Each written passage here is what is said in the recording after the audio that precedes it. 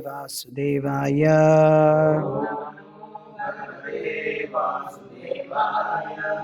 ओम नमो भगवते वासुदेवाय।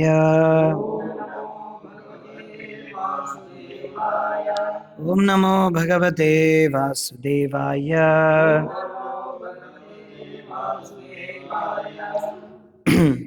ओम अज्ञानतिमिरान्धस्य ज्ञानाञ्जनशलाकया चक्षुरुन्मिलितं येन तस्मै श्रीगुरवे नमः। చదువుతున్న శ్రీమద్ భాగవతం నుండి తృతీయ స్కందం 28వ అధ్యాయం శ్లోకం 16.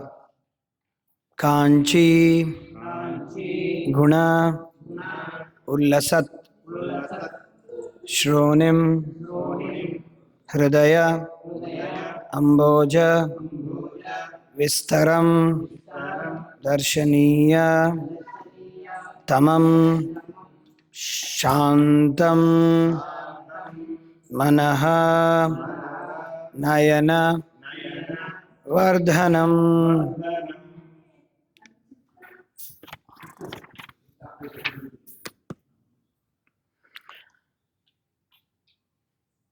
కాంచీ గుణోల్లసక్ష్రోణిం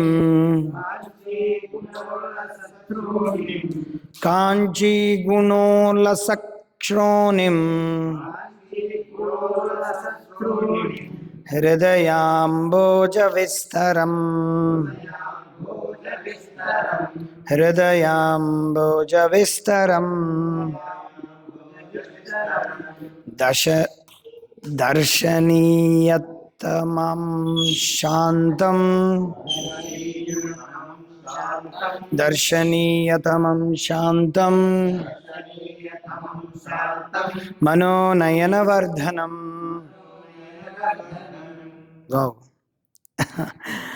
మనోనయనవర్ధనం.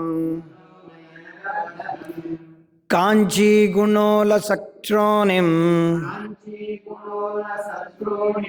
హృదయాంబోజ విస్తరం దర్శనీయతమం శాంతం మనోనయనవర్ధనం. కాంచీ గుణోల్లసక్ష్రోణిం హృదయాంబోజ విస్తరం దర్శనీయతమం శాంతం మనోనయనవర్ధనం. కాంచీ గుణోల్లసక్ష్రోణిం కాంచీనయనసక్ష్రోణిం హృదయాంబోజ విస్తరం దర్శనీయతమం శాంతం మనోనయనవర్ధనం. కాంచీ గుణోల్లసక్ష్రోణిం కాంచీ గుణోల్లసక్ష్రోణిం హృదయాంబోజ విస్తరం దర్శనీయతమం శాంతం మనోనయనవర్ధనం.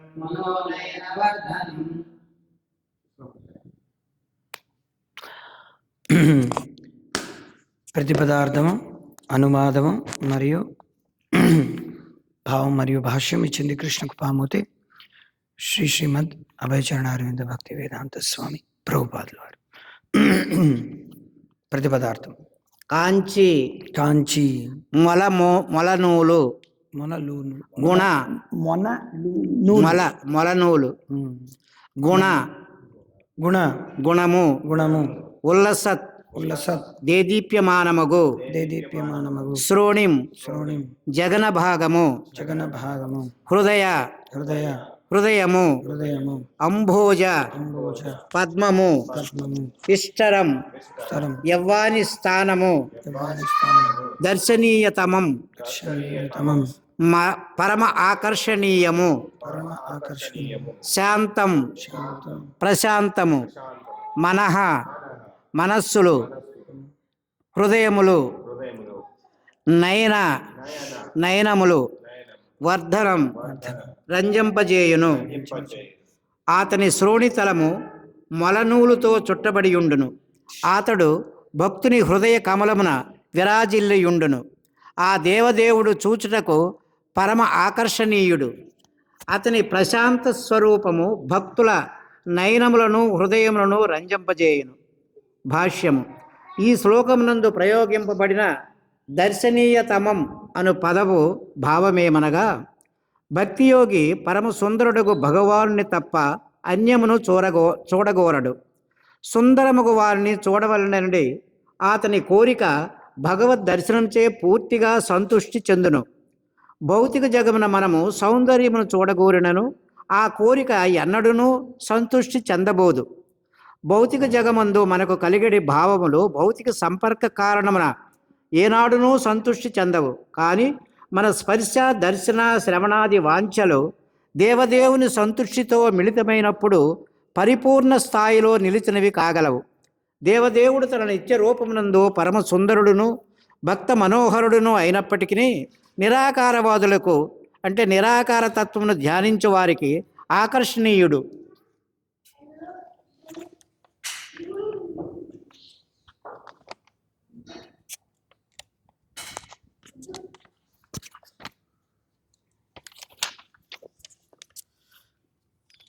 ఆకర్షణీయుడు కాదు.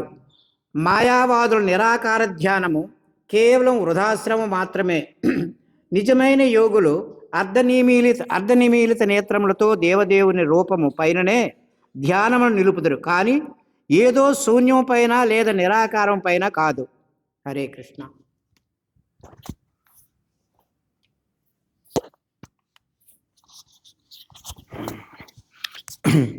ఓం తత్సత్.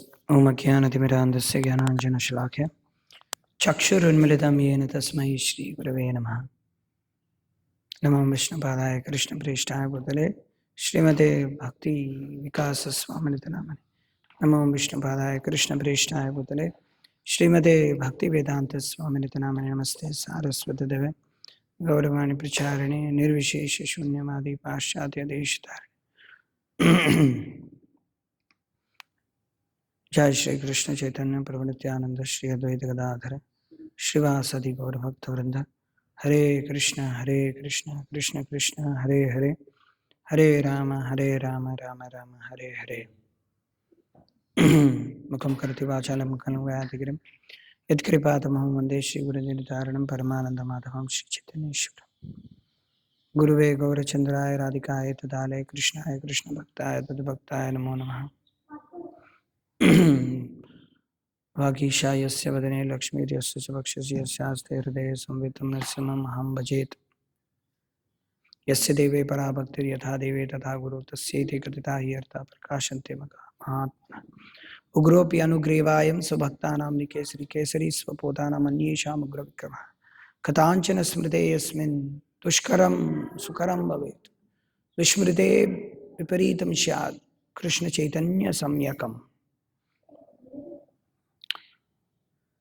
निज गुरु हरिवाण्या कृष्ण चित्तो विचिंतो प्रवृत्त वित्रिगेह दंड संसार कूप प्रवचन सुखाब्दो मज्जन सांस विश्व पूजयति कासु भक्ति पूर्वयतीन्द्र. మనము కపిల భగవానుడి యొక్క ఉపదేశములు భక్తియుక్త సేవ యొక్క అనుష్ఠానముల గురించి భాగవతం యొక్క తృతీయ స్కందం 28వ అధ్యాయంలో మనం చదువుతున్నాం. సో నిన్న చెప్పుకున్నట్టుగా ఈ అధ్యాయమే కాకుండా తదుపరి రెండు అధ్యాయాలు తదుపరి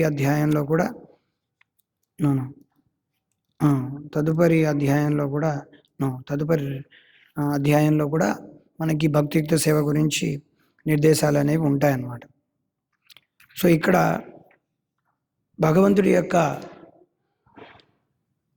భగవంతుని యొక్క రూపకీర్తనం అనేది జరుగుతుందన్నమాట. ఇక్కడ భగవంతుడి యొక్క రూపాన్ని ప్రసన్న వదనంతో మొదలుపెట్టారు. ఆయన యొక్క మందహాస్యం ఎలా ఉందంటే వికసించినటువంటి కమలంలా ఉందంట.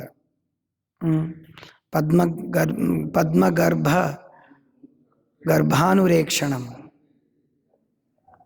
ఆయన యొక్క కళ్ళు పద్మం యొక్క ఎలాగైతే ఒక కమలం లోపల ఉండేటువంటి దాన్ని ఏమంటారు, పోలెన్స్ అంటారనమాట. దాని యొక్క ఎర్రని రంగులో ఉన్నాయంట. అరుణంలో ఉన్నాయన్నమాట. తర్వాత ఆయన యొక్క శరీరం అనేది నీలోత్పలదల శ్యామం. స్వార్థి body is like blue lotus, అనగా నీల కమలం వలె స్వార్థి చాలా పెద్దదిగా ఉందన్నమాట. ఆజానుబాహుగా ఉన్నానమాట. He bears a conch shell discus maces in the 3 hands. ఒక చేతిలో కమలం, మిగతా 3 చేతుల్లో శంఖ చక్ర గద ఉన్నాయన్నమాట. సో అటువంటి విష్ణువు కానీ నారాయణుడు కానీ మనం ధ్యానించాలి. ఆయన గురించి వర్ణన ఉందన్నమాట. సో యోగులు ఈ రకంగా వాళ్ళ యొక్క సమాధి స్థితిలో భగవంతుడిని సాక్షాత్తుగా ఈ రూపంలో చూస్తున్నారు అనమాట. తర్వాత ఏమిటి, లసత్ పంకజ కింజల్క పీత కౌశయ్య వాససం శివత్స వక్షసం భ్రాజేత్ కౌస్తుభాముక్త కంధరం. ఆయన వేసుకున్నటువంటి వస్త్రముల గురించి వర్ణన ఉందన్నమాట. లసత్ పంకజ కింజల్క, లసత్ పంకజ అంటే మెరిసిపోతున్నాయి అన్నమాట. పంకజం అన్నమాట. ఎలాగైతే సూర్యుడి యొక్క బింబాలు ఎప్పుడైతే కమలం మీద పడినప్పుడు ఎలాగైతే మెరుస్తాయో ఒక్కొక్క కమలం ఏమిటంటే దాన్ని రెక్కలు, అలాగా భగవంతుడి యొక్క ఇదన్నీ మరి దాన్ని ఏమంటారు దాన్ని పీతాంబరధరం విష్ణు అంటారు అన్నమాట. పీతాంబరం, పీత కౌశేయ వాససం. ఇక్కడ చెప్పారు కదా, పీతమైనటువంటి పీతవర్ణం అంటే సూర్యుడు ఎప్పుడైతే ఉదయిస్తాడో, ఉదయించిన తర్వాత సూర్యుడు పరిపూర్ణంగా మెరిసింది, తర్వాత మధ్యలో ఉన్నది పీతం అన్నమాట. సో పీత కౌశేయ వాససం, పీతాంబరధరం విష్ణు. ఇలాగా భగవంతుడి యొక్క వర్ణాలు ఎన్నో ఉన్నాయన్నమాట. పీత కౌశేయ వాససం. కౌశేయం అంటే సిల్క్ క్లాత్. చాలామంది ఎవరైతే సోకాల్డ్ మారలిస్ట్స్, నైతికవాదులు ఉంటారో వాళ్ళు ఎప్పుడూ కూడా వైదిక సంస్కృతిలో ఉండేటువంటి వాటినన్నిటిని తప్పులు చూపిస్తారు అన్నమాట. సిల్క్ క్లాత్ ఎలా వాడగలరండి మీరు? సిల్క్ క్లాత్ తయారు చేసే విధానం ఏమిటండి? సిల్క్ పురుగు ఉంటుంది, సిల్క్ ఏమంటారు, పట్టు పురుగు మల్బరీ ఆకుల్ని తినిన తర్వాత దాని మట్టుకు అది ఇది చేసుకున్న తర్వాత దాన్ని చంపేసి ఉడకబెట్టి దాని నుంచి సిల్క్ తయారు చేస్తారు అంటారు. నిజంగా చెప్పాలంటే అది లేటెస్ట్గా వచ్చినటువంటి ఇది. పూర్వకాలంలో ఏంటంటే కమలానికే సిల్క్ ఉండేదన్నమాట. ఇప్పటికీ తీస్తున్నారు చైనాలో. మనం చూసుకుంటే కమలం యొక్క కాడ ఏదైతే ఉందో దానిలోనే సిల్క్ వస్తుంది అన్నమాట. అదే చెప్పాను. అంటే వాళ్ళు ఏం చెప్తున్నారంటే అలా చేయడం హింస కదా అని చెప్తున్నారు. అది కానీ అలా కాదనమాట. అలా కూడా ఉండొచ్చు, ఎందుకంటే వాడి యొక్క జీవితమే దానికోసం. కొంతమంది ఇంకోటి ఏమిటంటారంటే ఆవు పాలు ఎవరి కోసం ఉన్నాయి? దూడ కోసం ఉన్నాయి. నువ్వు తాగుతావు ఎందుకు? వీగన్ వాళ్ళు అలాగే అంటారనమాట. నువ్వు తాగకూడదు, అది దూడకి ఇవ్వాలి. ఎంత అమానుషం చూడండి అని చెప్తారు. చెట్ల యొక్క పళ్ళు ఎవరి కోసం? చెట్ల కోసం కాదు, నువ్వు తినాలే, అదెందుకు? చెట్ల యొక్క పళ్ళు. తర్వాత బీ ఏదైతే పాపం, బీ అంటే అదేమంటారు, భ్రమరం, బంబుల్ బీస్, అవి ఉంచుకున్నటువంటి హనీ, తేనె ఎవరి కోసం? దానికోసం ఉంచుకుని నువ్వెందుకు తాగుతున్నావు? వీగన్ వెజిటేరియన్ కదా, నువ్వు తాగకూడదు, అది ఎందుకు తాగుతున్నావు? ఆపేయాలి. తర్వాత భూమిలోంచి పండించినటువంటిది ధాన్యం అంతా ఎవరి కోసం? పురుగుల కోసం. నీ కోసమే ఏంటి? నువ్వెందుకు తింటున్నావు? తినకు అని. అలాగే నీరు ఆకాశం మీద నుంచి పడింది భూమి మీదకి, తాక్కు అని. సూర్యరశ్మి వస్తుంది, తీసుకోకు, మూసుకొని కూర్చో, అది నీకు కాదు, వాన పడుతుంది, నీకోసం కాదు. పెట్టుకో ఎక్కడో చోట, నిన్నెక్కడో ఎక్కడో చోట ర్యాప్ చేసుకొని కూర్చుండిపో ఎక్కడో. ఏది నీకోసం కాదు. మా కొబ్బరి బొండం కొబ్బరి చెట్టుకే ఉండాలి. దాన్ని కొట్టి తీసుకొచ్చి వేలాది కిలోమీటర్లు తీసుకొచ్చి దానిలో తొక్కంతా తీసి దాని పైన టెట్రా ప్యాక్ చేసి వీగన్ గ్రీన్ సింబల్ వేసి నువ్వు తాగుతుంటే నువ్వు తాగకూడదు. అది పాపం దానికోసం అన్నమాట. ఎన్నో ప్రాణులు వచ్చి తింటాయి కదా, నీకోసం కాదది. అలాగా వాళ్ళు ఏంటంటే ఒక అపవాదు, ఒక ఎదుర్పు చెప్తారనమాట. కానీ ఇదంతా ఏమిటంటే భగవంతుడి యొక్క సేవ కోసం అనమాట. భగవంతుడి కోసమే ఉన్నది ఇంకా చెప్పాలంటే. పాశ్చాత్య దేశాల్లో ఏమిటంటే ఈ ఇబ్రహీం రిలీజియన్ మతాలన్నింటిలో నేను వాళ్ళకి పట్టు వస్త్రాలు అంటే ఏమిటో తెలియదు, వస్త్రం ఏంటో కూడా వాళ్ళకి తెలీదు, బంగారం ఏమిటో కూడా తెలీదు, బంగారంతో ఇన్ని ఆభరణాలు చేసుకోవచ్చు కూడా వాళ్ళకి తెలియదు అనమాట. బంగారంతో ఇన్ని రకాలుగా చేసుకోవచ్చు. తర్వాత ఏ జంతువులో కొన్ని ఉన్నాయన్నమాట. అంటే లేడీలో కస్తూరి అనే ఒక ఇది ఉందన్నమాట, సువాసన కలిగిన మస్క్ అంటారు.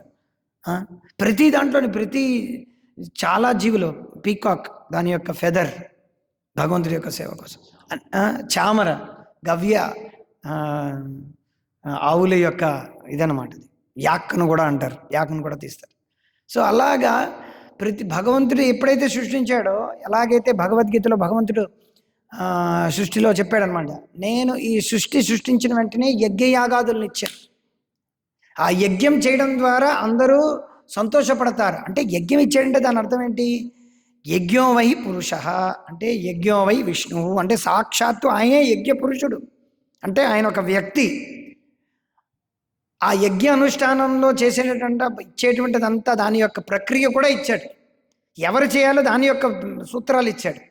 ఎలా చేయాలో ఇచ్చారు. ధనాన్ని ఇచ్చాడు, బంగారం ఇచ్చాడు, ఆవుల్ని ఇచ్చాడు, పంచామృతాలు ఇచ్చాడు, పంచగావ్యాలు ఇచ్చాడు. ఇవన్నీ ఏంటంటే భగవంతుడే అంతా ఇచ్చాడు అన్నమాట. మనం ఏంటి చేస్తున్నాం దీని అంతట్లో ఏంటంటే పొల్యూషన్ తీసుకొస్తున్నాం అన్నమాట. Sound pollution, water pollution, plants pollution, tree pollution, noise pollution, soil pollution, human pollution, animal pollution, GMF, GF, ఇంకా పేర్లు అనమాట. Genetically modified, hyper modified, hybrid, వాళ్ళ పేరు అనమాట. పాలీఇథిలీన్, మన ఇప్పుడు సిల్క్ కదా, దానికి ఇచ్చేయకూడదు కాబట్టి ఏం చేశారు, ప్లాస్టిక్ నుంచి ఎలాగ తీయాలి, పాలిస్టర్ ఏంటంటే క్రూడ్ ఆయిల్ నుంచి తీసుకొచ్చి అందులోంచి ఎలాగ పాలిమర్స్ తయారు చేయాలి, పాలిమర్స్ నుంచి ఇథిలీన్ ఎలా చేయాలి, పాలిస్టర్ ఎలా చేయాలి. అది దాని యొక్క వాసన చూసి చాలామంది చిన్నపిల్లలు ఎన్నో రోగాలు వచ్చినటువంటి సందర్భాలు ఎన్నో ఉన్నాయన్నమాట.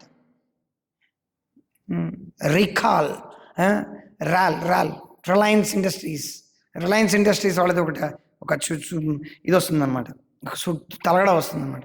అది చాలా మెత్తగా ఉంటుంది. కాకపోతే ఉన్నదంతా ఏమిటి, పాలిస్టర్ అనమాట. లోపల ఉన్నదంతా పాలిథర్తో తయారు చేసినటువంటి థ్రెడ్ అనమాట.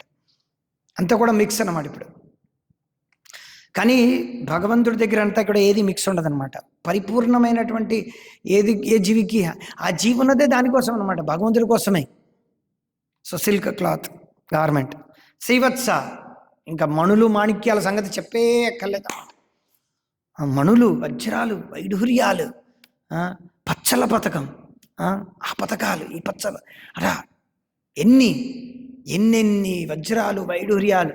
రామదాసు తన కీర్తనలో చెప్తాడనమాట అన్నీను. చిత్సితమ్మకు చేయిస్తి చింతాకు పథకం అని చెప్పి. సో అలాగేంటంటే, కానీ అక్కడ ఉన్నది ఏంటంటే ఒరిజినల్ అనమాట మొత్తం అంతా కూడా. శ్రీవత్సాంకితం. ఇక్కడ శ్రీవత్సం దొరకదు. శ్రీవత్సం అంటే ఇక్కడ బెరింగ్ ద మార్క్ అనమాట. మార్క్ ఎలాగైతే మనకు ఒక మార్క్ ఉంటుందో అలా ఒక మార్క్ అన్నమాట. మార్క్ అంటే ఒక మచ్చ కాదు. ఇక్కడ పాయింట్ ఏంటంటే శ్రీవత్సం అనేది ఏంటంటే ఒక మచ్చ అని చెప్తే ఎలా ఉంటుందంటే బాగోదు. కానీ అక్కడ ఏంటంటే భగవంతుడికి వక్షస్థలం మీద ఒక తెల్లటి వెంట్రుకల యొక్క భాగంలా ఉంటుందన్నమాట. అది ఎలా ఉంటుందో నేను చెప్పలేను. అక్కడ ఇప్పుడు ఏదో చెప్పారో మనం చదువుతున్నామే తప్ప మనకి సమంగా తెలియదు అనమాట. ఇక్కడ రాశారు, he beers the mark of Srivatsa A curl off white hair. తెలుగులో ఏమిటండి? చదవండి ఒకసారి, ఒకసారి చదవండి. అంటే ఏమిటంటే ఆయన యొక్క వక్షస్థలం మీద దాన్ని శ్రీవత్సము అంటారనమాట. కర్ల్ అంటే ఎలాగైతే ఉండలు చుట్టుకునేటువంటి ఒక జుత్తు అనమాట. అక్కడ అలాగ ఉంటుంది, తెల్లటి జుత్తు. ఏమిటి రాసింది?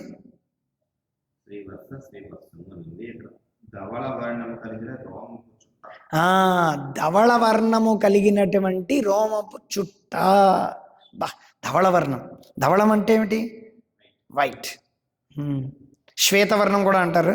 ధవళ వర్ణం కలిగినటువంటి ఒక జుత్తు యొక్క చుట్ట అనమాట. ఉంగరాల జుత్తు అంటారు కదా, అలాగ ఉంగరాల జుత్తులా ఉండేటువంటి జుత్తు అనమాట. బా, నిజంగా అది ఎలా ఉంటుంది?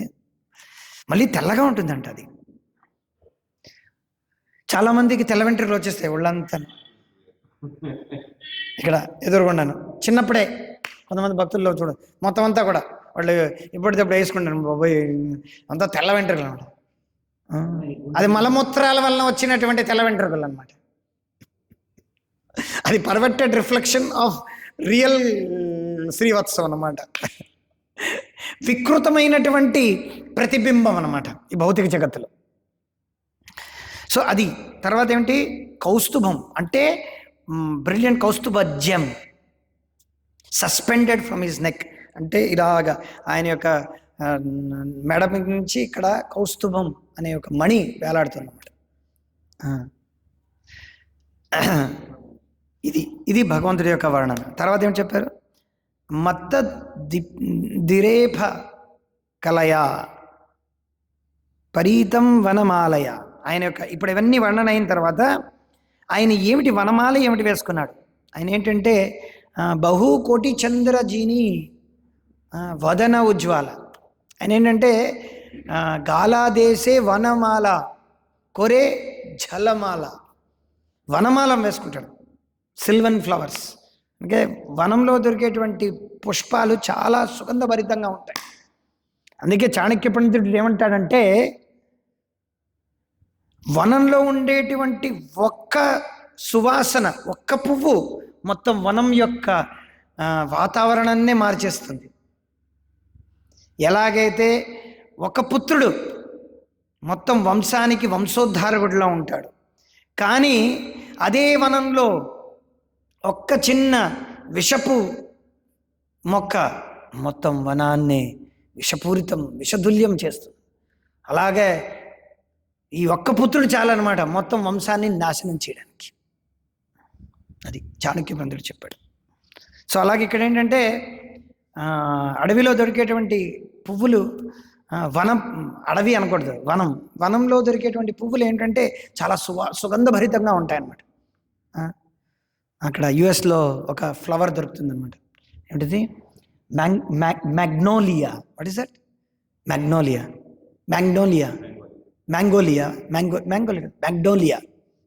ఏదో ఉందన్నమాట. ఇంత పెద్దది ఉంటుందన్నమాట. కృష్ణ లైఫ్ ఆశ్రమంలో పెద్దది అనమాట. దానికి ఏ సువాసన ఉండదు, చూడ్డానికి మాత్రం ఇంత పెద్ద ఫ్లవర్ అది. ఏ పువ్వులకి ఉండవు అనమాట. మన ఇండియా నుంచి వెళ్ళినటువంటి బంతి పువ్వులకు ఉంటాయి, చామంతి పువ్వులకు ఉంటాయి, కానీ అక్కడ ఏ పువ్వులకి ఉండవు. కొన్ని ఒకటో రెండో ఉన్నాయన్నమాట. ఒకటో రెండో ఉన్నాయి పువ్వులు. కొన్ని రోజా పువ్వులకు ఉన్నాయి, కానీ మ్యాక్సిమం వేటికిలో పెద్ద పెద్దగా ఉంటాయి ఫ్లవర్స్. సో ఎప్పుడైతే అక్కడ పువ్వులు ఉన్నాయో, మీరు ఇక్కడ సైన్స్ ఆఫ్ సెల్ఫ్ రియలైజేషన్, అది ఇక్కడ సైన్స్ ఆఫ్ సెల్ఫ్, కానీ పరమాత్మ యొక్క పిక్చర్ అని చెప్పి సైన్స్ ఆఫ్ సెల్ఫ్ రియలైజేషన్లో ఒక పుస్తకం ఉందన్నమాట. దానికి న్యూక్లియస్ గీసి మధ్యలో పరమాత్మ ఫోటో వేసినప్పుడు అక్కడ బంబుల్ బీస్ ఉంటాయి అన్నమాట. ఇలా చాలామంది భగవంతుడి యొక్క చతుర్భుజ రూపానికి వెస్ట్లో ఈవెన్ అమెరికాలో బుక్ డిస్ట్రిబ్యూషన్ చేసినప్పుడు అందరికీ ఆ సైన్స్ ఆఫ్ సివిలైజేషన్ బుక్కే కావాలన్నమాట. చాలామందికి అట్రాక్షన్ అనమాట అది. ఎందుకంటే అక్కడ డీటెయిల్స్ ఉంటాయన్నమాట. భగవంతుడి యొక్క పాదాల పైన తులసి అలా దళాలు అలా ఉంటాయి, అలా మెరుస్తుందన్నమాట అలాగా. ఆ తర్వాత పైన అలా వెళితే పీత కౌశయ్య వాససం అనగా పీత వస్త్రం, దానిపైన వడ్డాణం ఉంటుంది. ఆ రకంగా ఒక కౌస్తుభం కనిపిస్తుంది. అక్కడ మాల ఉన్నప్పుడు, వనమాలి ఉన్నప్పుడు అక్కడ ఏంటంటే ఇవి ఉన్నాయన్నమాట. అవన్నీ కూడా భగవంతుడి యొక్క ఫ్రాగ్రెన్స్, అవన్నీ భగవంతుడి యొక్క ఈ సువాసన నుంచి అవి తప్పుకోలేకపోతున్నాయి. యాక్చువల్గా అది భగవంతుడి యొక్క మాలకి ముక్తుడు కాదనమాట. భగవంతుడి యొక్క మేలు నుంచి సువాసన వస్తుంది అనమాట. దానికి వాళ్ళు అట్రాక్షన్ అవుతారు అనమాట. ఇంకా చెప్పాలంటే మనం మీరు బృందావనంలో భగవంతుడు ఇలాగా నిర్దిస్తూ ఉంటే ఆచార్యులు ఏమిటి చెప్తారంటే, అక్కడ వనభోజనం చేయడానికి అని అక్కడ వాళ్ళందరూ వస్తారంట. మొత్తం గోపబాలులందరూ కలిసి వనభోజనం చేస్తుంటే అక్కడ తినేటువంటి పదార్థాలు చాలా అమృతపు తుల్యమైనటువంటివి. కానీ భగవంతుడు ఇలా నిర్దిస్తున్నప్పుడు భగవంతుడి యొక్క పాదపద్మాల దగ్గరికి వచ్చి ఈ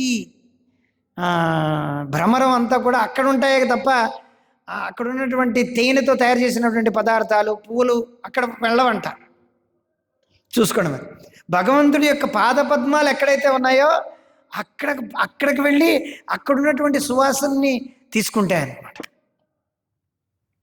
ఎందుకు ఇక్కడ ఈ ఫ్లవర్స్ గార్లెండ్స్ దగ్గర ఉన్నాయంటే అది భగవంతుడి మీద ఉన్నాయి కాబట్టి అక్కడికి వచ్చాయి అన్నమాట, లేకపోతే రావంట. అంటే భగవంతుడి దగ్గర వేయడం వల్ల భగవంతుడి దగ్గర వచ్చేటటువంటి సువాసన వీటి యొక్క సువాసనకి ఇది దిగదుడిపైపోయింది అనమాట. దాని ప్రకారంగా వాళ్ళు ఏంటంటే దానిలో ఉండేటువంటి సువాసనకి వాళ్ళు మంత్రముగ్ధులైపోతున్నారనమాట. He is further supremely adorned with pearl necklace, a crown, a pair of helmets, armlets, bracelets, anklets, మరి ఎన్నెన్నో అనమాట. చేతికి కడియాలు, కాళ్ళకి కడియాలు, వడ్డాణాలు, ఇక్కడికి దీన్ని ఏమంటారు, దండ కడియాలు అంట. ఇలాగా మొత్తం అన్నీ కూడా వాటితో అలంకృతమయ్యారు అనమాట భగవంతుడు. ఈరోజు ఏమిటి చెప్తున్నారు, కాంచీ గుణోలసక్రోణిం హృదయాంబోజ విస్తరం దర్శనీయతనం శాంతం మనోనయనవర్ధనం. ఇవన్నీ భగవంతుడి యొక్క లాయిన్స్. దర్శనీయాత్మనం ప్రభుపాదులు గారు చెప్తున్నారు. ట్రాన్స్లేషన్ అనువాదంలో ఏం చెప్పారు, అనువాదంలో ఏమిటిందో చూడండి ఒకసారి చదవండి. ఆయన యొక్క అది కాదు ఈరోజుదేనా శృణితనము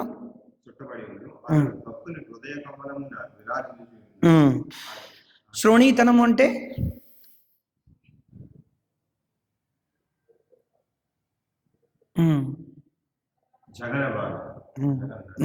నడుము, ఆయన యొక్క నడుము, ఆయన యొక్క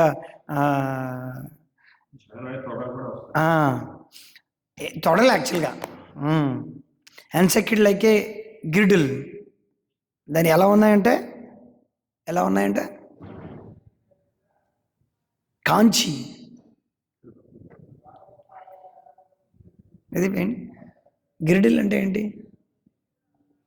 అదేమిటి రాశారు తెలుగులో, అదే ఏంటంటారు, ఆయన యొక్క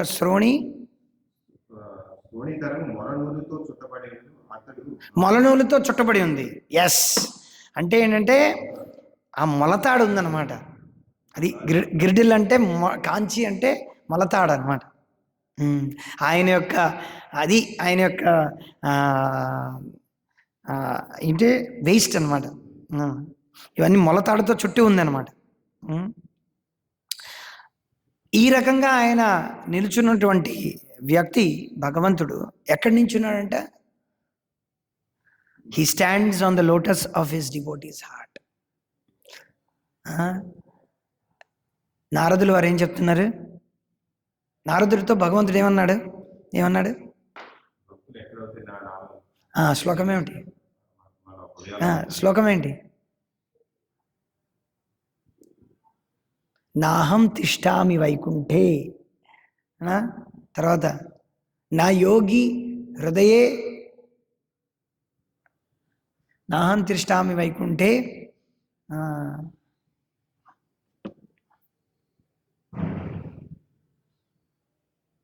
ఇప్పుడే కావాలన్నమాట. నాహం తిష్టామి వైకుంఠే.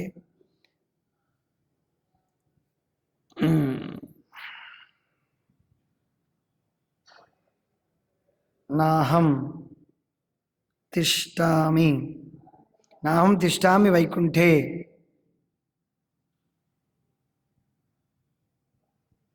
నాహం తిష్టామి వైకుంఠే యోగినాం హృదయేషు వా యత్ర గాయంతి మద్భక్త తత్ర తిష్టామి నారద. యాక్చువల్గా మనం ఎందుకు చూడాలంటే, ఎందుకు నేను చూస్తానంటే, మనకు ఒకవేళ జ్ఞాపకం లేనప్పటికీ ఇప్పుడు మనం చదివామంటే అట్లీస్ట్ కొంతకాలం మనకి జ్ఞాపకం ఉంటుందన్నమాట. అందుకు కొంచెం టైం తీసుకొని చూడడం అనమాట. నాహం తిష్టామి వైకుంఠే, నేను వైకుంఠంలో ఉండను. అలా అని చెప్పి వైకుంఠంలో లేడా అంటే, భగవంతుడు యాక్చువల్గా చెప్పాలంటే వైకుంఠంలో ఉంటాడు, ఎక్కడ పడితే ఉంటాడు. కానీ ఎక్కడైతే భగవంతుడికి ఒక నామస్మరణ జరుగుతుందో అక్కడ సాక్షాత్తుగా భగవంతుడు ఉంటాడనమాట. భగవంతుడి యొక్క నామం ఎక్కడైతే ఉందో, నామం, రూపం, గుణం, లీలం, వైశిష్ట్యం అన్నీ కూడా అక్కడ ఉంటాయన్నమాట. ధామం అన్నీ ఉంటాయన్నమాట.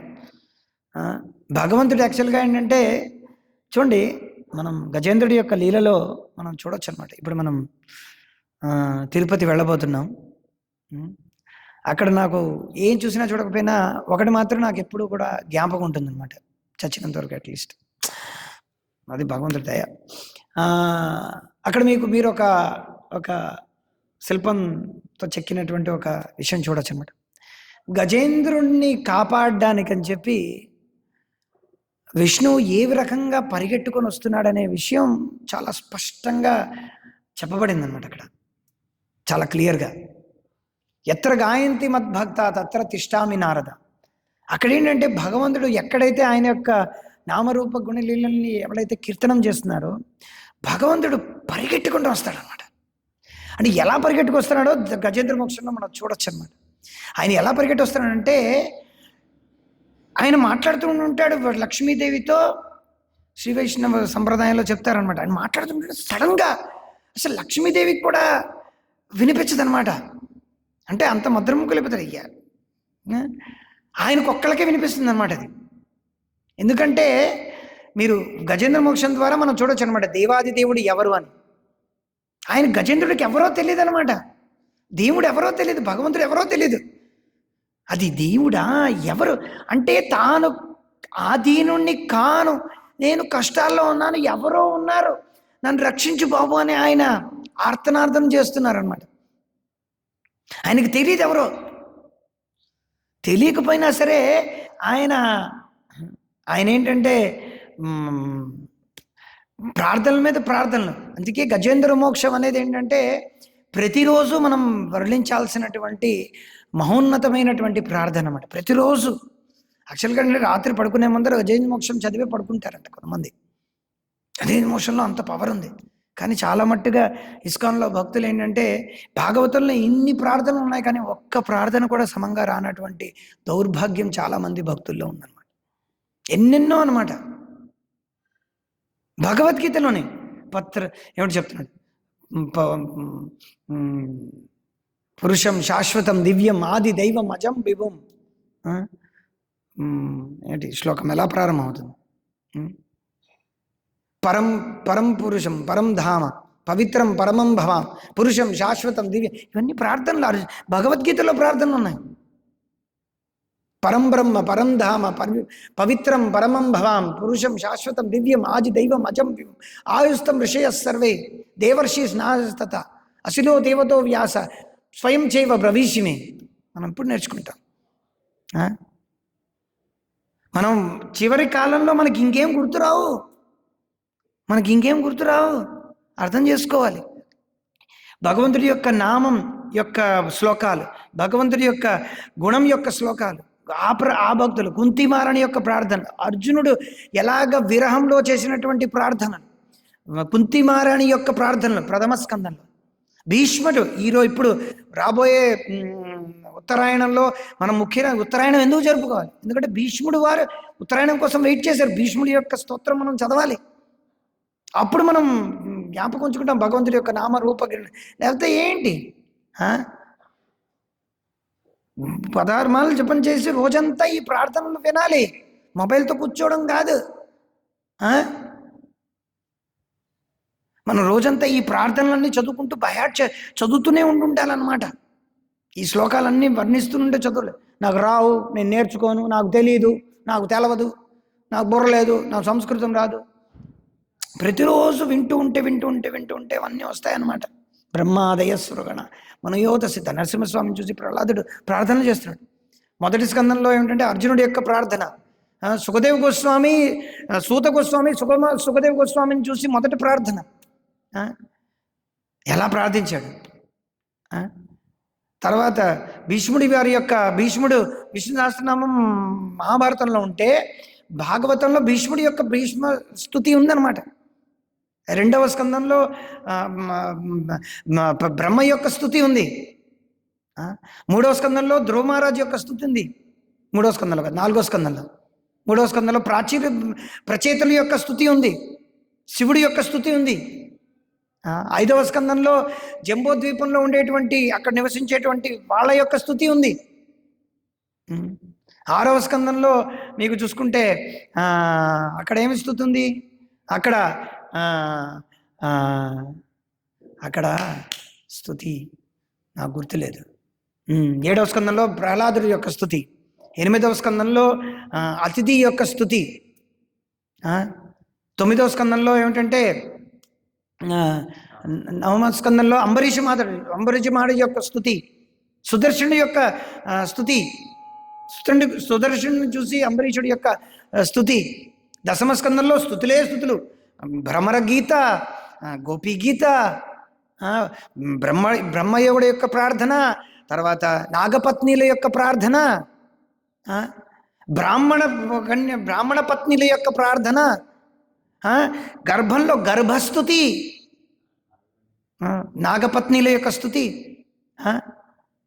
తర్వాత ఇంకా ముందుకు వెళ్ళిపోతే ఇంకెన్నెన్నో స్థుతులు ఉన్నాయన్నమాట. తర్వాత ఉత్తర యొక్క స్థుతి, మొదటి స్కందంలో ఉత్తర యొక్క స్థుతి వస్తుంది, 2-3 శ్లోకాలు ఉన్నాయి. 11వ స్కందంలో ఉద్ధవ గీత, 11వ స్కందంలో భూమి గీత, 12వ స్కందంలో భాగవతం యొక్క స్థుతి. బాబా ఈ రకంగా ఏమిటంటే మనకు అసలు సమయమే లేదన్నమాట. భాగవతంలో స్థుతులు, భగవంతుడి యొక్క నామ రూప గుణ లీలల్ని పట్టుకొని ఒక్కటి శ్లోకములు వచ్చా మనం నెమరి వేసుకోవాలన్నమాట. ఎన్ని సంవత్సరాలు ఉన్నాం కృష్ణ భక్తిలో, ఇన్ని సంవత్సరాలు ఉన్నాం, కనీసం మనకి ఉత్తరాయణం వస్తుంది. ఇప్పటి నుంచి నేను భీష్మస్తుతి చదువుతాను ప్రతిరోజు, అట్లీస్ట్ ఒక 4 రోజుల ముందర నుంచి ప్రిపేర్ చేసుకొని ప్రతిరోజు దాన్ని చదువుతాను. ఆ రోజుకి నేను ఇంకా చదువుతాను ఇంకా చెప్పి మనం ఏంటంటే దాని గురించి స్తుతించాలన్నమాట. ఎన్నో స్థుతులు ఉన్నాయన్నమాట. అసలు మనం విశ్వసహస్రనామం ప్రతిరోజు చేసేవాళ్ళు. ఈ జాతి ఆ జాతి ఈ కులం ఆ మతం ఏమీ లేదన్నమాట. ప్రతి వాళ్ళ ఇంట్లోని ప్రతి వాళ్ళకి నోటితో వచ్చనమాట విష్ణు సహస్రనామం. విశ్వం విష్ణు షట్కారో భూత భవ్య భవత్ ప్రభు భూత కృద్భూత బృద్భావో భూత భావనమా భూతాత్మ పరమాత్మా చ ముక్తానాం పరమాంగతి అవ్యయ పురుష సాక్షి క్షేత్రజ్ఞోక్షరేవచ సర్వశివక్షాను బాబా భూతాదిర్విధిరవ్యయ. ఈ రకంగా ఏమిటంటే ప్రతి వాళ్ళకి వచ్చినమాట. సో మనం కృష్ణ భక్తిలో ఉన్నామంటే ఈ శ్లోకాలన్నీ చదువుకుంటూ మన యొక్క అప్పుడు భగవంతుడు మన హృదయంలో ఎప్పుడూ స్థాపితమే ఉంటాడు. ఎందుకు? భగవంతుడు చెప్తున్నాడు ఇలాగ, నాహం తిష్టామి వైకుంఠే నా యోగి హృదయేషు వా ఎత్ర గాయంతి మద్భక్త తత్ర తిష్టామి నారద సాధవో హృదయం మాహ్యం సాధూనాం హృదయం త్వహం మదన్యత్తేన జానాతి నాహం తేభ్యో మయాగపి. ఇది దూర్వాసుడితో చెప్పాడనమాట ఈ శ్లోకం. ఏమిటి? నాకేమీ తెలీదు అన్నాడు. ఇలా తెల్లబోయాడు అనమాట దూర్వాసుడు. నీకేమీ తెలీదా? నాకేమీ తెలీదు, నాకు భక్తులు మాత్రమే తెలుసు, భక్తులకి ఏం తెలియదు, భక్తులకు నేను మాత్రమే తెలుసు. సాధవో హృదయం మాయం సాధూనాం హృదయం త్వహం మదన్యత్తేన జానాతి నా జానాతి, మాకు మా ఇరువురికి ఇంకేమీ తెలియదు. ఇంకేమి కావాలి మనకి గీత తెలియాలన్నమాట. మనకేం తెలియాల్సిన అవసరం లేదు.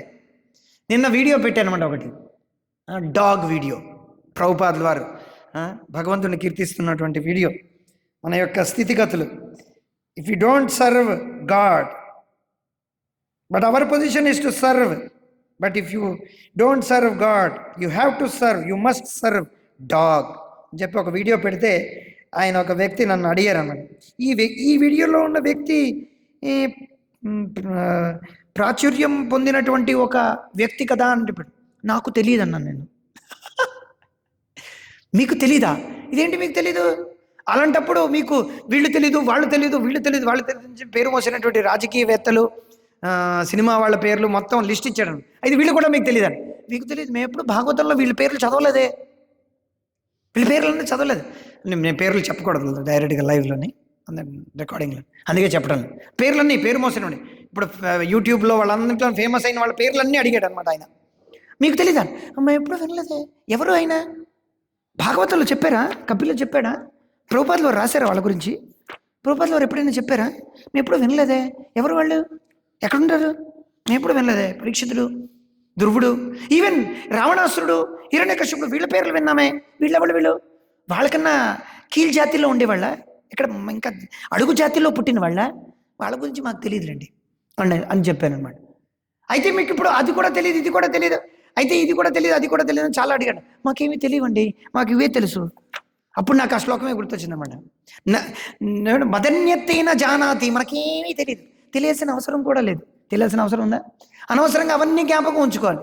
ఎప్పుడైనా కాలు విరిగి, ఎప్పుడైనా సరే కాలు ఇలా నడుస్తుంటే కిచెన్లోని కానీ బాత్రూంలో కానీ అలా కాలు జారిందనుకో, అలా జరిగిన తర్వాత అమ్మో అయ్యో అని చెప్పి ఇలా పడిపోయిన తర్వాత మేడం ఇలా విరిగిపోతే ఏమవుతుంది? తల కాస్త విరిగిపోతే తల హ్యామర్ అయిపోయి మనం చచ్చిపోతాం అన్నమాట. ఆ టైం ఇప్పుడు ఏం గుర్తు రావాలి? యుగాహితం నిమేషేన హరే కృష్ణ అని గుర్తు రావాలి. హరే కృష్ణ కృష్ణ కృష్ణ హరే హరే, హరే రామ్ రామ్ రామ్ హరే గోవింద గౌరాంగ అని గుర్తు రావాలి. సో అది అలా గుర్తొస్తుంది, అదంత ఈజీ కాదన్నమాట. సో మనకేంటంటే భగవంతుడే సాక్షాత్తుగా నివసించి ఉన్నాడు. చూడండి, ఈ stands on the lotus feet of his devotees heart. భగవంతుడు ఏంటంటే భక్తుల యొక్క హృదయాల్లో నివసించి ఉన్నాడు. సంకీర్తనం అంటే సమ్యక్ దదాతి ఇది కీర్తనం. సమ్యక్ దదాతి ఇది కీర్తనం, ఇది సంకీర్తనం అన్నమాట. అంటే సమ్యక్ కీర్తనం, complete glorification of the lord. ఎవరైతే పరిపూర్ణమైనటువంటి కీర్తన భగవంతుడి కోసమని చేస్తారో వాళ్ళ యొక్క హృదయాల్లో ఎప్పుడు భగవంతుడు ఉండడం వలన, వాళ్ళ యొక్క పదాలు వాళ్ళ ముఖారవిందం నుంచి రావడం వలన అదేమవుతుందంటే వాళ్ళ యొక్క ఈ కర్ణధార నుంచి లోపలికి వెళ్ళి వాళ్ళ యొక్క హృదయంలో ఉండేటువంటి పరమాత్మని ఏంటంటే అక్కడ వాళ్ళ యొక్క పొరలు, అన్నమయ కోశము, ఎన్నో కోశాగారం అంటారు కదా, ఏమంటారు? మనం ట్రెజర్ హౌస్ని ఏమంటారు? కోశాగారం అంటారా? ధనాగారం, ఇంకోటి ఏమంటారు? కోశాగారం అంటే ఏమిటి? లోపల ఉంటుంది అనమాట ఎక్కడో. దానికి చుట్టూరు ఏమిటి? ఇంత పెద్ద పెద్ద రాళ్ళతో కడతారనమాట, ఎవడు వచ్చి రాకుండా. దానికి ఇంత పెద్ద తలుపు, దీనికి పెద్ద తాళం, దానికి ఇంత పెద్ద తాళం చెవి, ఇంత పెద్దది ఉంటుంది. అంత ఈజీ కాదనమాట కోశాగారంలోకి ఎవడు పడితే వాడు వెళ్ళిపోవడానికి. అక్కడ పావుల్ని కావాలనే పెట్టేవారు. మా తాతగారు చెప్పారనమాట, నందూరి వాళ్ళన్నీ ఉండేవారంట. నందూరి వాళ్ళ ఇంట్లో కోశాగారంలో కాసుల పేర్లు ఇలా ఉండేవంట. మా తాతగారు వెళ్ళేవారంట, లోపలికి వెళ్ళి వారం వర్జం చేసుకునేవారంట. వారం చదువుకునే వాళ్ళ ఇంటికి వెళ్ళిందంటే ఆయనకొక్కడే ఈ తాళం చెవి ఉండేదంట. ఆ తాళం తీసి లోపలికి వెళితే 4 పాములు వచ్చేవంట, ఇలా వచ్చేవంట. ఆ పాములు ఎప్పుడూ రక్షణ కల్పిస్తుండేవంట. అలాగ మన హృదయంలో అన్ని పావులే ఉన్నాయి. కామపాము, క్రోధపాము. మన కోశాగారం ఇదే కదా. మన కోశాగారం ఇంకేమిటి? మన కోశాగారంలో ఏంటంటే కామపాము, క్రోధపాము, లోభపాము, మదపావం, మాత్సర్య పావం, ఈ పావులన్నీ ఇలా చూస్తున్నాయి. ఒకటేమో ఒకటికి విషం చాలా ఎక్కువ, ఒకటికి విషం లేదు. ఏమైనా పావు పావే కదా.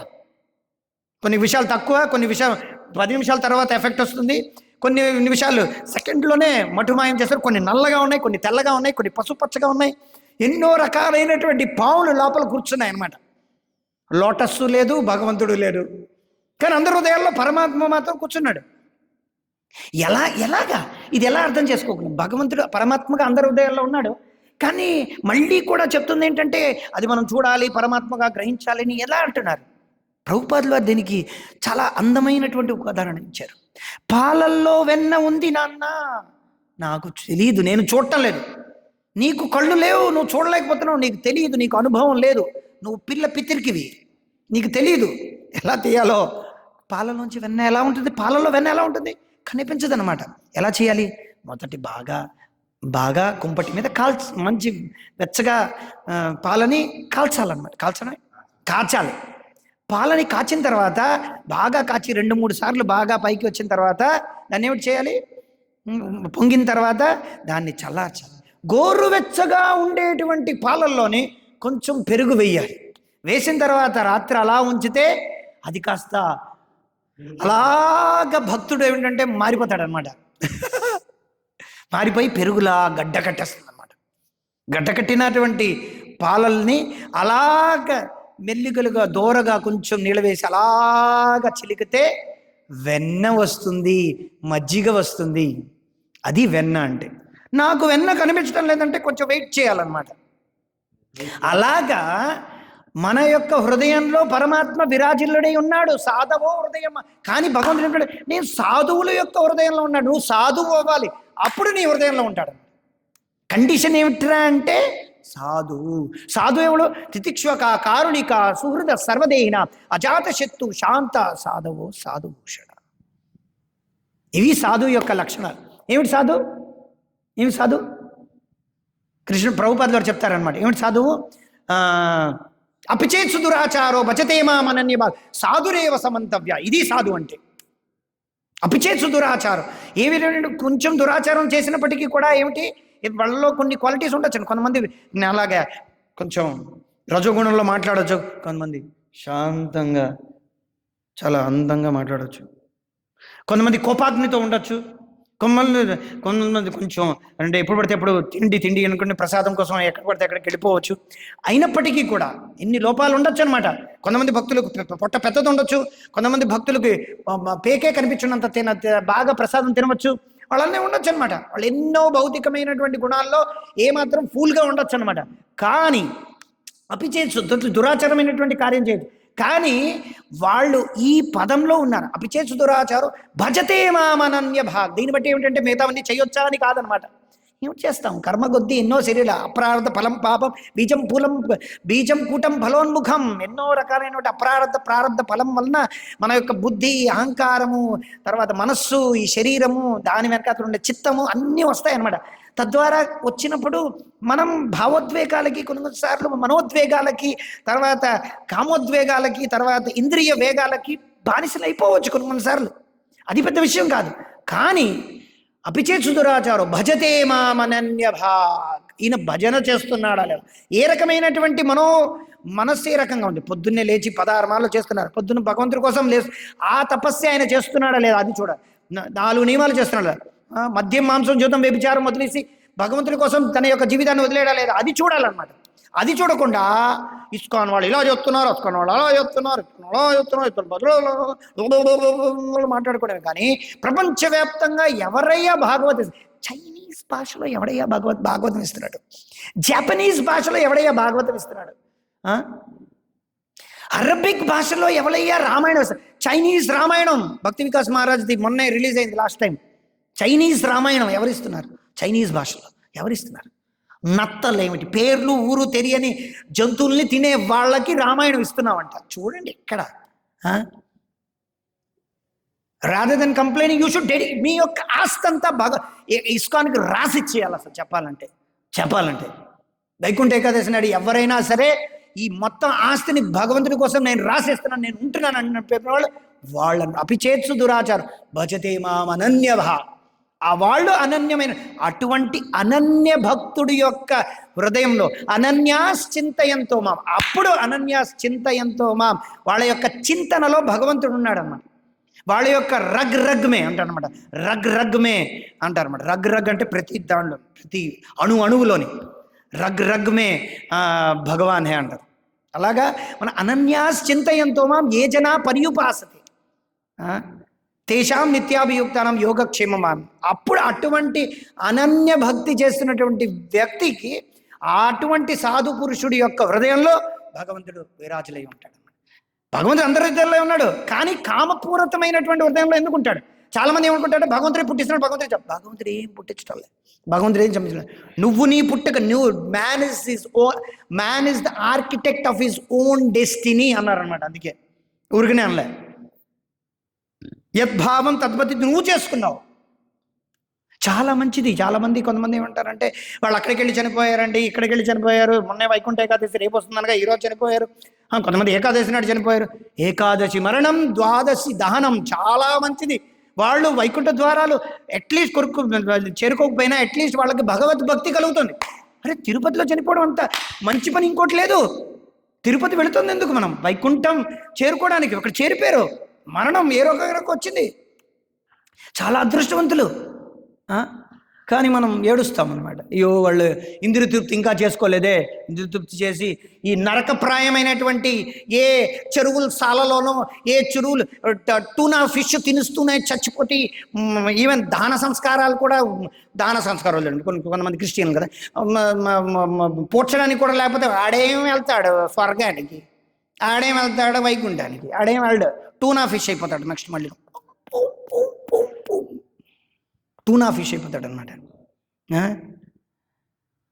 సో ఇది కాదనమాట. సాధో హృదయం మాయం సాధూనాం హృదయం త్వం మదన్యత్తేన జానాతి నాహం తెభ్యో మనాగపి. సో భగవంతుడి యొక్క భక్తులకి ఇంకేమీ తెలియదు అనమాట. వాళ్ళకి ఇంకేమీ తెలియదు. వాళ్ళకి ఏది చూసినా సరే, ఎవరికైనా ఏదైనా పుస్తకం వాళ్ళకి ఎలాగైనా సరే మంచి చేయాలి, వాళ్ళకి ఎలాగైనా సరే మంచి చెడు కాదండి, ఎలాగైనా సరే భగవద్భక్తి ఇవ్వాలనే ఆలోచిస్తుంటాం అనమాట. సో ఇక్కడ ఏం చెప్తున్నారు, భగవంతుడు ఇది చాలా చాలా ముఖ్యమైనటువంటి stands on this lotus heart అనమాట. Is most charming at look. ఈ భగవంతుడు ఏమో ఎప్పుడు పడితే అప్పుడు ఎప్పుడు అయ్యో అయ్యో అంటున్నట్టు కాదనమాట.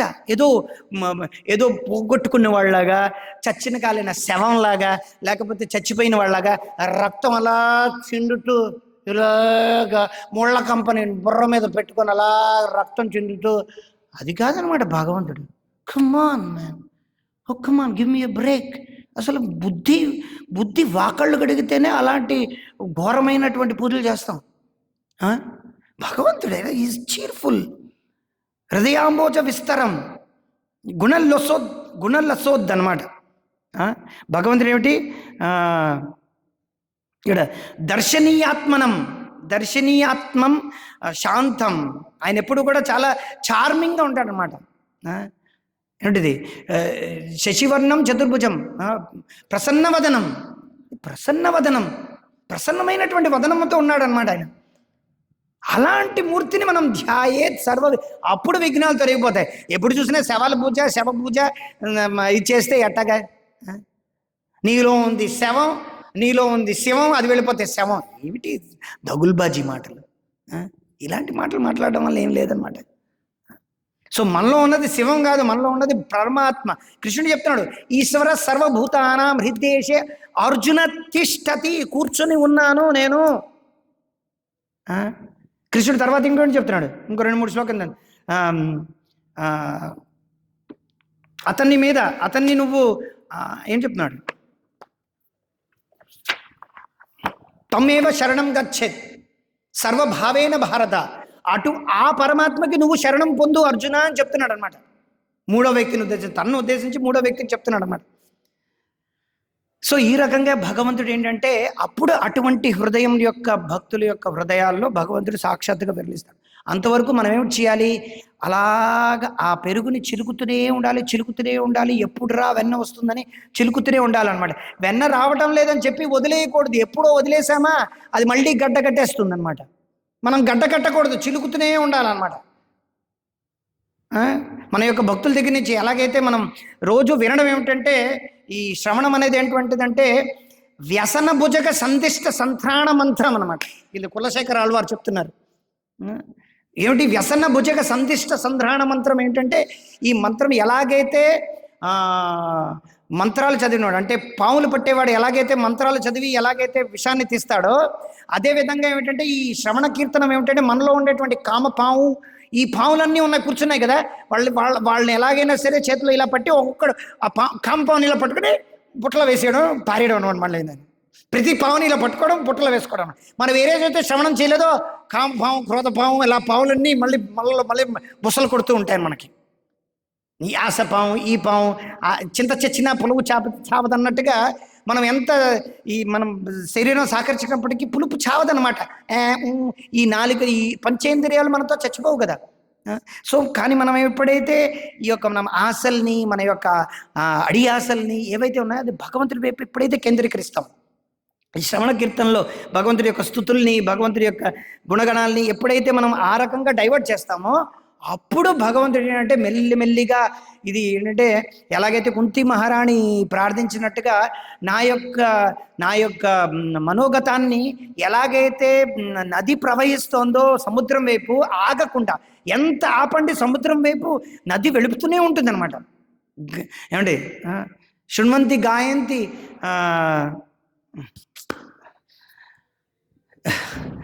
శ్లోకాలు ఉన్నాయి. శృణ్వంతి గాయంతి జున్వంతి గాయంతి స్మరంతి నందంతి తవేహితం జన తవేహితం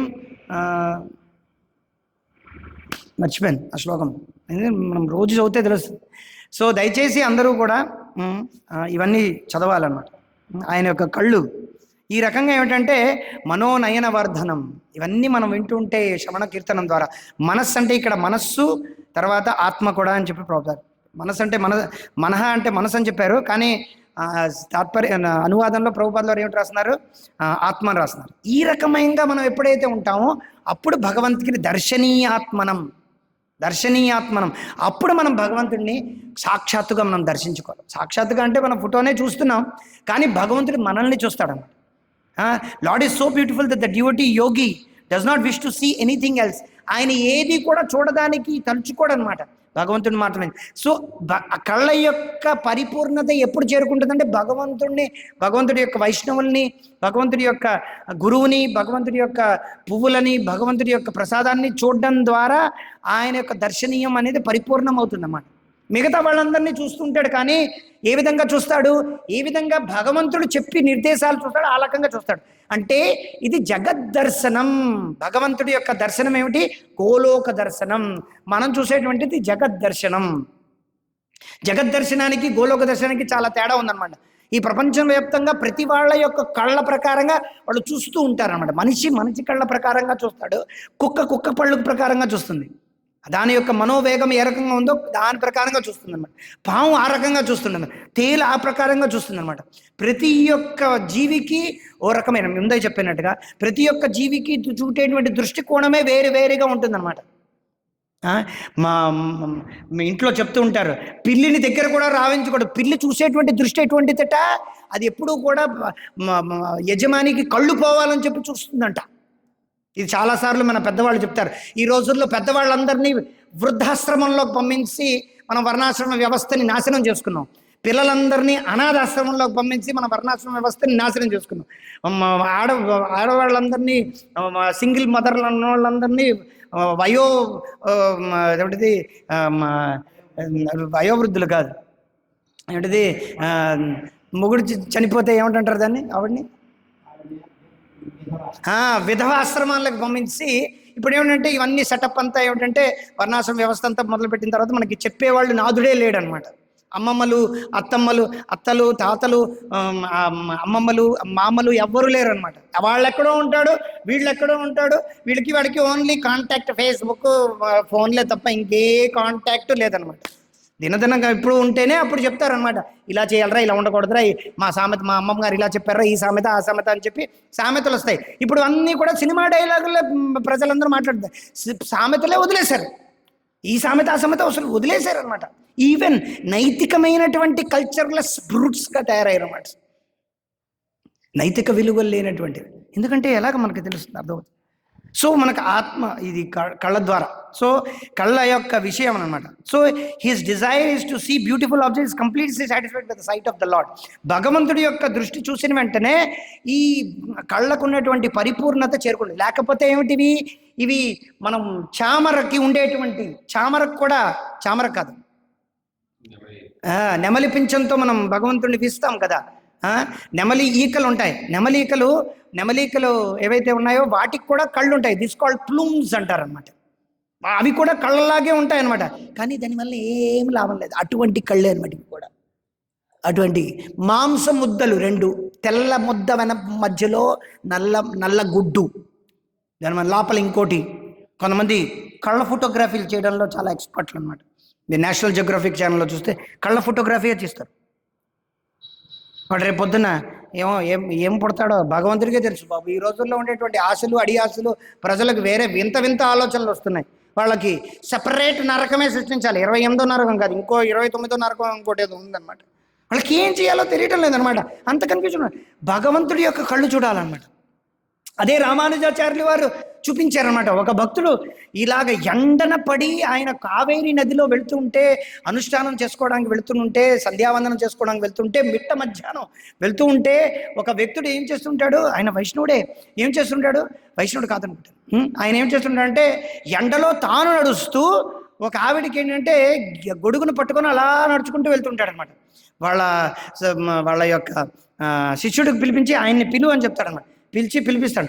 ఏమిటయ్యా నీకేమైనా బుద్ధి ఉంది, నువ్వేమో ఇంత మిట్ట మధ్యాహ్నం ఉంటున్నటువంటి కావేరీ నది పైన పక్కన ఉన్నటువంటి ఇసుక మీద ఇంత దీనిగా నడుస్తున్నావు, ఆవిడికేమిటి నువ్వు గొడుగు పట్టుకున్నావు అని చెప్తే, ఆవిడ యొక్క కళ్ళని చూడండి ఎంత సౌందర్యంగా ఉన్నాయో, వాటి యొక్క కళ్ళలో నేను ఆ సముద్రంలో నేను మునిగి తేలుతున్నాను అన్నాడు అనమాట. అది ప్రేమ పారవస్యం కదా. ప్రేమ పారవస్యంలో మునిగిపోతున్నారు ప్రతి వాళ్ళు. కళ్ళు ప్రతి వాళ్ళకి కళ్ళు. ఈ రోజుల్లో ఏంటంటే ప్రతి ఇన్స్టాగ్రామ్ అంటే కళ్ళే, ప్రతి వాళ్ళకి కళ్ళు అనమాట. ఈ కళ్ళు రేపు పొద్దునే ఎలాగైతే మనం చెప్పినట్టుగా ఈ కళ్ళకి చోరికలు ఇలా పడిపోతాయి అనమాట. ఎంత చెప్పినా ఎగరవు అనమాట. ఇవి ఇలాగిలా దానికి ఒక మిషన్ తయారు చేసి ఇలా పెట్టాలన్నమాట. ఎక్కడికి వెళ్ళిపోయారు పెద్ద అందగత్తలు, పెద్ద మిస్ యూనివర్స్లు, మిస్ వరల్డ్లు, మిస్ భీమవరం ఏమంటారా, చేపలా పుట్టిందనమాట. చేపలాంటి కళ్ళు అనమాట ఆవిడికి, ఏనుగు లాంటి కళ్ళు అనమాట. ఏనుగు కళ్ళు ఎలాగైతే ఇలా ఉంటాయి కాదు. కానీ ఏం లాభం, ఆ కళ్ళకి ఇలా పడిపోయింది అనమాట. అది చూడలేకపోతుంది. ఇలా చేయాలి, ఎత్తాలన్నమాట.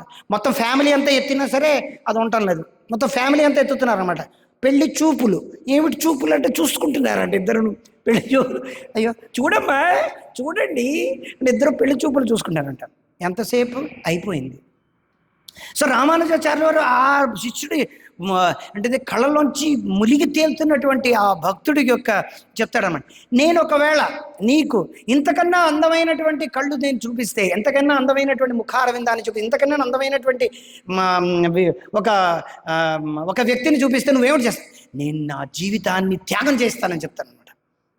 నేను జీవితాన్ని ఆయన కోసం త్యాగం చేస్తాను, ఆ వ్యక్తి కోసం త్యాగం చేస్తానంటాడు. పద అని చెప్పి చూపిస్తాడనమాట. తీసుకెళ్ళి రంగనాథుడి యొక్క, అంటే చూడండి ఇప్పుడు చెప్పొచ్చే మాట ఏంటంటే, భగవంతుడి యొక్క భక్తులు యొక్క ఆదేశం మేరకు భగవంతుడు ఏంటంటే ఈ భక్తులకు చూపించడానికి కూడా రెడీ అయిపోయాడు అనమాట. ఇది మనం అక్కడ తెలుసుకోవాల్సినటువంటి విషయం. యాక్చువల్గా చూడలేము మనం భగవంతుడిని, కానీ రామానుజాచార్యులు చెప్పారనమాట. ఇదిగో చూడు అని చెప్పినప్పుడు భగవంతుడి ఈ భక్తుడికి శిరోధారం అయిపోయి, ఈ భక్తుడికి వచ్చేటువంటి భక్తుడికి రామానుజాచార్యుల యొక్క ఆదేశాల మేరకు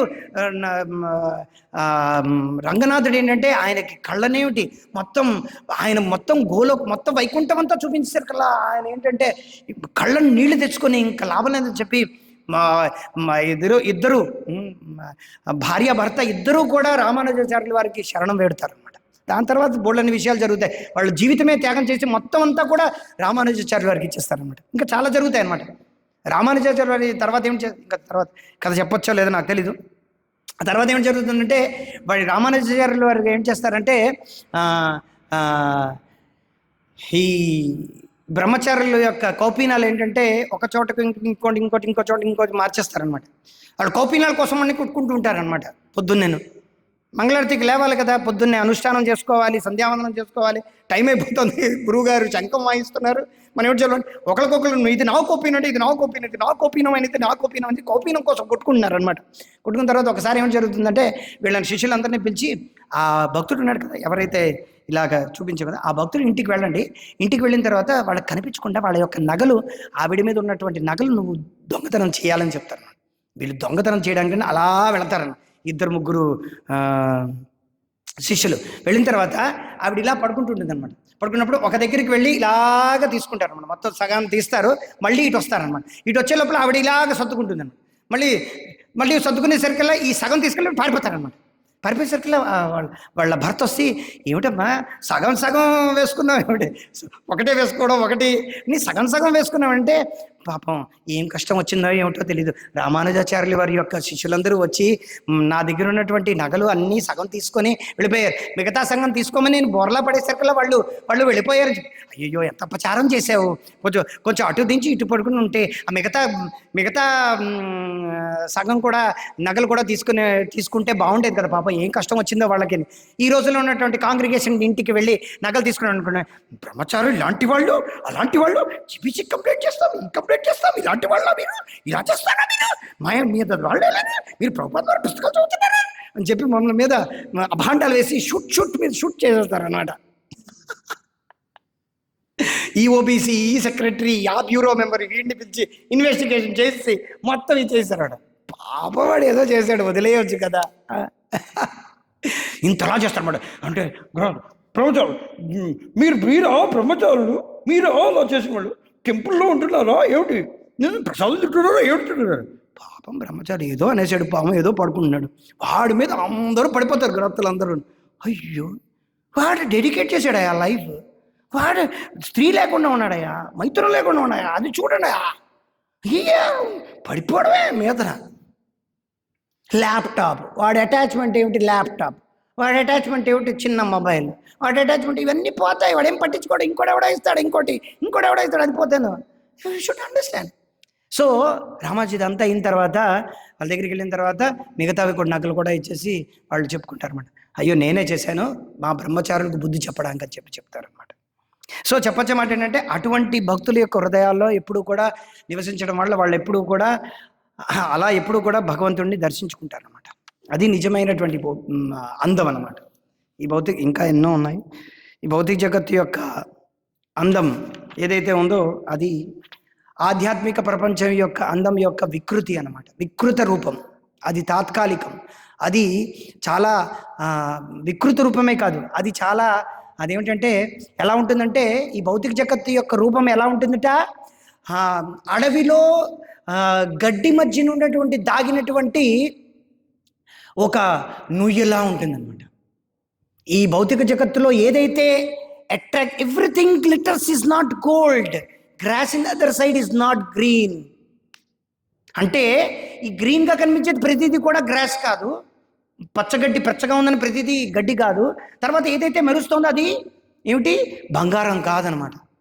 సో ఏదైతే బ్యూటీ అండ్ బ్యూటిఫుల్ అబ్బా లైఫ్ ఈజ్ బ్యూటిఫుల్, ఆస్కర్ అవార్డులు వచ్చాయి, 7 ఆస్కర్ అవార్డులు వచ్చాయి. Life is beautiful. ఏం బ్యూటీ? తాత్కాలికమైనటువంటి మాంసం ముద్దల వెనకాతలు ఉన్నటువంటి బ్యూటీ, స్కిన్ బ్యూటీ అని చెప్తారు ప్రభుపాద. అందుకే లిక్విడ్ బ్యూటీ ఆ కథ కూడా ఇచ్చారు. అందుకే బ్యూటీ గురించే మనం ఒక గంట సేపు మాట్లాడుకోవచ్చు. చెప్పండి, all that glitters is not gold, everything that glitters is not gold అన్నారు అనమాట. ఏదైతే మెరుస్తోందో అది బంగారం కాదనమాట. సో చెప్పొచ్చేమాట ఏంటంటే, ఈ భౌతిక జగత్తులో ఉండేటువంటి బ్యూటీ కానీ ఏదైనా సరే, ఆకర్షణీయమైనటువంటిది ఏదైనా సరే మనం గుర్తుపెట్టుకోవాల్సింది ఏమిటంటే, అడవిలో మనం నడుస్తున్నామంటే గడ్డి పెద్ద గడ్డులు ఉంటాయి, ఇక్కడ కూడా ఉన్నాయి, పెద్ద చాలా పొడవాడి గడ్డులు ఉంటాయి. ఆ మధ్యలో నుయ్యి కానీ గొయ్యి కానీ ఏదైనా ఉందంటే గోతులో పడిపోవడం ఏమవుతుంది అంతే. మనం ఎప్పుడూ జ్ఞాపకం ఉంచుకోవాలన్నమాట. ఏదైనా ఆకర్షణీయమైన వస్తువు మనం చూస్తున్నామంటే అది అడవిలో కనిపించేటువంటి పెద్ద గడ్డి మధ్యలో ఉండేటువంటి నుయ్య వంటిది. అందులో పడ్డామా చచ్చామనే అర్థం. శాల్తీ కూడా కనిపించదు అనమాట. మనం ఎంత ఆర్తనాదం చేసినప్పటికీ ఏమీ ఉండదన్నమాట. ఈ బ్యూటీ అనేది 2 రోజుల్లో. ఈ బ్యూటీ వెనక ప్లాస్టిక్ సర్జరీ ఉంటుంది, ఫేస్ లిఫ్టింగ్ ఉంటుంది, ఫేస్ ప్యాక్లు ఉంటాయి, ఇంకేమైనా ఉంటాయి, ఇవేవో చేస్తారు, అవేవో కనుబొమ్మలకి ఏవో చేస్తారు, ఇంకేంటి జుత్తు ఏదో చేస్తారు, విగ్గులు పెట్టుకుంటారు, ఇక్కడేదో పెట్టుకుంటారు, ఇక్కడికి విగ్గులు వచ్చాయి తెలుసా, ఇక్కడికి విగ్గు వచ్చింది. ఎక్కడైతే జుత్తు కావాలో జుత్తు, ఇక్కడ ఒక జుత్తు, ఇక్కడ ఒక జుత్తు, ఇదో జుత్తు, ఈ చెవులన్నీ తీయడానికి ఇంకోటి, ఈ మరి కొంతమంది వీడియోలు చేస్తారు కదా ఇలాగా, ఇలా ఇలా అందులోంచి పొరలుగా వచ్చేస్తుంది అన్నమాట ఇలాగా. దాని బ్యూటీకి మీద ఎన్నో ఒక 2 కేజీలు పాళ్ళు ఒక దళాసరిగా మైదా పిండిలా వేసుకోవడము, దాన్ని మళ్ళీ రాత్రి ఫేస్ రిమూవల్, మళ్ళీ ఫేస్ ప్యాక్లు వేసుకోవడం, ప్యాక్ని రిమూవల్, ఎన్ని దగులుబాజీ దండగలు చెప్పండి. గోళ్ళకి ప్రతిదానికి నువ్వు ప్రతి అవయవానికి ఏదో ఒకటి. తర్వాత నాభికి ఒక ఏమంటారు దాన్ని, ఏంటిది, ear piercing, nose piercing, nose లోపల piercing, tongue piercing, neck piercing, నేను మరి చెప్పను, చెస్ట్ పియర్సింగ్, ఇంక దీని పియర్సింగ్, ఇంకన్నీ పియర్సింగ్. అది కూడా ఒక అందమైన, ప్రతిదీ పియర్సింగ్ అందం. టాటూ, ప్రతిదానికి ఒళ్ళంతా టాటూ చేసుకోవడం, టాటూ ఒక అందం. కళ్ళకు కూడా టాటూ, కళ్ళు కూడా నల్లగా. ఇంకా నేను సాలేడు పురుగులా కనిపించాలని సాలేడు పురుగులాగా టాటూలు వేసుకోవడం, పులిలా కనిపించాలని పులిలా టాటూలు వేసుకోవడం, ఇంకా దానికి అంతం లేదన్నమాట. అది ఇలాంటి దరిద్ర దౌర్భాగ్యపు అన్నీ తెలుసుకోవాలని మనం ఇంకా బ్రతికున్నామని మనం రోధించాలి. భగవంతుని ఎదుర్కొంటే సాక్షాత్తుగా దర్శనం, బాబు నన్ను ఇక్కడి నుంచి ఇక్కడ చాలు, నేను ఇంకా తెలుసుకున్నది చాలు, బహుకాలం బతికితే బహు దరిద్రపు వింతలు చూస్తున్నాను, నేను ఇంకా ఉండలేనని చెప్పి భగవంతుడు మనం ప్రార్థించుకోవాలన్నమాట. అప్పుడే మనం ఇక్కడి నుంచి అప్పుడే మనం భగవంతుడు ఏంటంటే మనం నయన వర్ధనం, మన జీవితం వర్ధనం అవుతుంది. ప్రభుపాదులు వారు చెప్తారు, భక్తి వినోద్ ఠాకూర్ వారు చెప్తారు, ఈ భక్తియుక్త సేవ అనేది ఎటువంటిదంటే మెల్లిగా ఎలాగైతే పువ్వు ఎలాగైతే చిన్నదిగా ఉంటుందో దాని తర్వాత మెల్లిగా ఎలాగైతే ప్రఫుల్లితం అంటారనమాట. అది ఆనందం అంటే ప్రఫుల్లితమైనటువంటి, అది ఆత్మ యొక్క నిజమైనటువంటి ఆనందం అనమాట. మీకు ఉదాహరణ ఇస్తున్నప్పుడు చెప్తారు, పువ్వు యొక్క ఉదాహరణ ఇస్తున్నాం. ప్రభుపాదులు వారు పువ్వు ఉదాహరణ ఎలా ఇచ్చారు, ఎలాగైతే పువ్వు ఇదైపోతుందో కొన్ని రోజుల తర్వాత పువ్వు పరిణమిస్తున్న తర్వాత మళ్ళీ ఇదైపోతుంది, అలాగే మన అందం చందం ఈ మొత్తం భౌతిక ప్రపంచంలో ఉన్నదంతా కూడా ఒక రోజున బాగా వర్ధనంగా ఉంటుంది, కానీ అలాగది సొమ్మసిల్లి చివరికి అక్కడ పువ్వు కూడా ఉందా లేదా అనేది హిస్టరీ కూడా రూపురేఖలు కూడా లేకుండా పోతుంది. అవును, మరి ఇక్కడ పువ్వులు చూస్తున్నాం, కొంతమంది పువ్వులు తీయలేక అదేమవుతుందంటే అలాగైపోయి వాడిపోయి అలా పడిపోయి రెక్కలన్నీ పడిపోయి అక్కడ ఏం లేకుండా అయిపోయింది. సో సాక్షాత్తుగా భగవంతుడు ఎప్పుడైతే ఉంటాడో అప్పుడు అది మనం తెలుసుకోవాల్సిందనమాట. సో మన యొక్క హియరింగ్, మన యొక్క స్పర్శ అంటే రూప స్పర్శ గంధ రసనం, ఈ 5 కూడా ఏమిటంటే భగవంతుడి కోసమే ఉన్నాయి. ఎప్పుడైతే మనం భగవంతుడి కోసమో అవన్నీ కూడా భగవంతుడి యొక్క తృప్తి కోసం ఉన్నాయో అప్పుడు మనం నిజంగా మనం ఏంటంటే భగవంతుడికి సంతృప్తి చేయగలం. అప్పుడు భగవంతుడు మన యొక్క హృదయంలో విరాజిల్లగలడనమాట. అప్పుడు మన హృదయంలో ఎప్పుడైతే కామక్రోధ లోభ మోహ మద మత్సరాలు ఎప్పుడైతే తొలగిపోతాయో అప్పుడు ఉండగలనమాట. హరే కృష్ణ. పంచాకల్పతరుభ్యశ్చ కృపా సింధుభ్యో చ పతితానాం పావనేభ్యో వైష్ణవేభ్యో నమో నమః. ఏవైనా అడగాలని సందేహాలు, సలహాలు, సూచనలు, ప్రతిఘటనలు ఏమైనా ఉన్నాయా? హరే కృష్ణ. శ్రీల ప్రభుపాద్ కీ జై, శ్రీమద్ భాగవతం కీ జై.